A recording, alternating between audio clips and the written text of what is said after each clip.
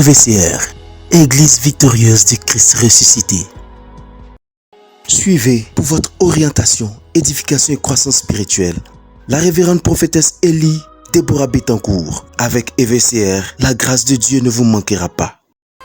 Shalom, shalom, soyons tous bénis dans le précieux et glorieux nom de notre Seigneur Jésus.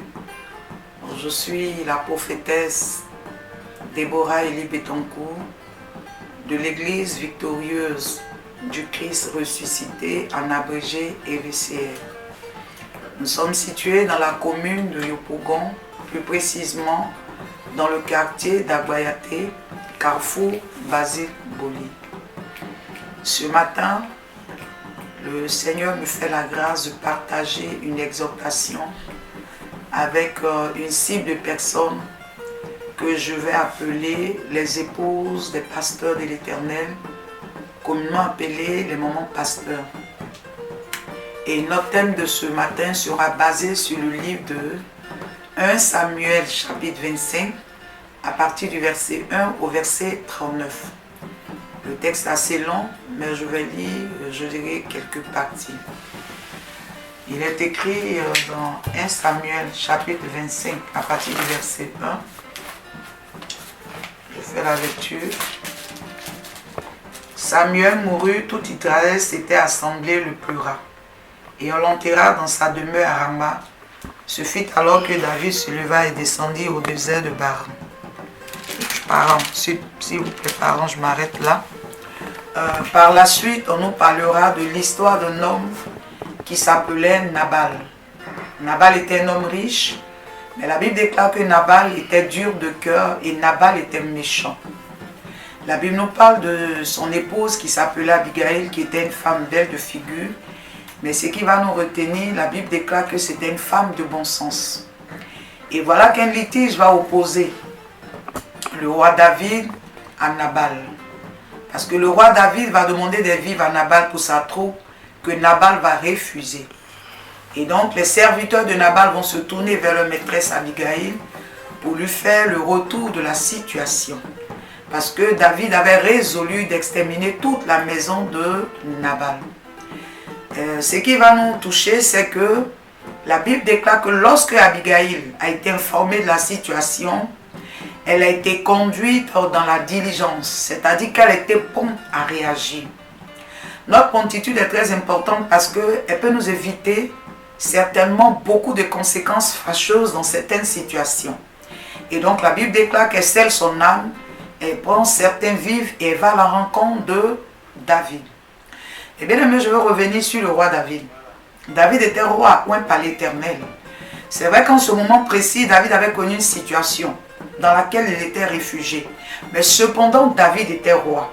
Et donc son autorité, je dirais que, était assez importante.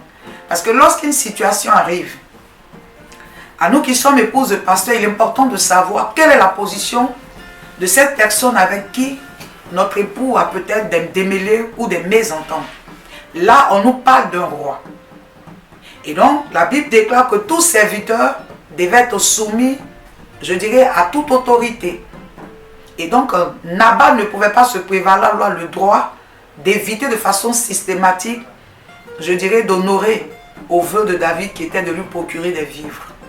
Et donc, cette situation va mettre David dans un état de colère. Mais la Bible déclare que lorsque Abigail, de façon diligente, va prendre les rênes de cette situation, la Bible déclare que lorsqu'elle va croiser le roi David, elle va d'abord se prosterner. Et les paroles de sagesse, les paroles douces que Abigail va prononcer vont contraindre le roi David à renoncer à ce projet. Épouse de pasteur que nous sommes, nous devons comprendre que notre but auprès de nos époux, c'est d'être de véritables aides. Et la Bible va nous dire dans le livre de 1 Pierre chapitre 3, versets 3 à 4, que la beauté d'une femme n'est pas seulement la beauté extérieure. Mais la Bible va nous exhorter à nous, épouses de pasteurs, de mettre l'accent sur notre beauté intérieure. Parce que c'est vrai qu'Abigail était belle de figure. Mais je veux dire à une femme de pasteur que notre beauté physique va passer avec l'âge. La beauté que nous avons à 18 ans, 25 ans, 30 ans, 40 ans, 60 ans, ne sera pas la même beauté que nous aurons à 80 ans, 90 ans. Parce que le corps va prendre quoi? Les aléas de la réalité de la vie humaine. Mais c'est pourquoi la Bible va nous exhorter à ne pas nous attarder sur tout ce qui est beauté extérieure physique, mais sur la beauté du cœur. Parce que nous avons un grand rôle à jouer auprès de nos serviteurs. Le Seigneur peut permettre à nos époux de dévier. Il peut permettre à nos époux d'avoir des temps de faiblesse. Mais quelles doivent être nos attitudes? Quels doivent être nos comportements? Nous devons être de bonnes conseillères face à l'autorité auquel nos époux seront confrontés. Soit si c'est son père spirituel, si peut-être c'est sa mère spirituelle, son mentor ou son leader, quelle doit être l'attitude de nous, épouses de pasteurs? Notre attitude n'est pas d'encourager nos époux dans l'endurcissement, dans le raisonnement ou dans la rébellion, mais au contraire, de toujours les conduire à un esprit d'humilité. Et je crois que cela sera bénéfique pour nos ministères. Aujourd'hui, beaucoup d'entre nous souhaitons que nos ministères prospèrent, nos ministères soient bénis. Mais bien aimé, nos ministères ne peuvent pas être bénis si d'abord il n'y a pas, je dirais, cette cohésion entre nos époux et leur père, entre nos époux et leur mentor, entre nos époux et leur leader. C'est vrai que Dieu peut faire la grâce au fils spirituel d'être béni, peut-être numériquement. Tu peux avoir peut-être plus de fidèles que ton père spirituel, ton mentor, ton leader. Tu peux peut-être matériellement, financièrement avoir peut-être plus de moyens, mais cela ne te donne pas le droit d'outrepasser l'autorité de ton père ou de ta mère. Et je dirais qu'aujourd'hui, c'est avec nos épouses de pasteurs que nos époux doivent conjuguer pour rester dans la ligne droite de la parole de Dieu. Parce que dans tout ce que nous faisons, le plus important, c'est ce que la Bible dit de faire. Ce n'est pas ce que moi je ressens, ce n'est pas ce que mon époux ressent, ce n'est pas ce que je pense, mais que dit la Bible.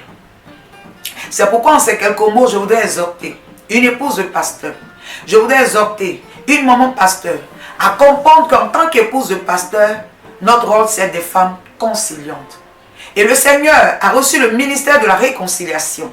Et nous aussi en tant qu'épouses de pasteur, nous devons aussi, je dirais, nous mettre dans l'esprit de ce ministère de réconciliation pour porter nos époux à être réconciliés avec tout leur entourage. Que la grâce et la paix du Seigneur reposent sur chacune de nous et que ce petit temps d'exhortation nous emmène chacune à réfléchir à ce à quoi nous sommes en ce moment attelés auprès de nos époux à faire.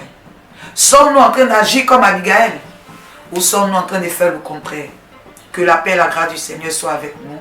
Que le nom du Seigneur soit béni. Merci. Soyons tous bénis. Amen. EVCR, Église victorieuse du Christ ressuscité. Avec EVCR, la grâce de Dieu ne vous manquera pas.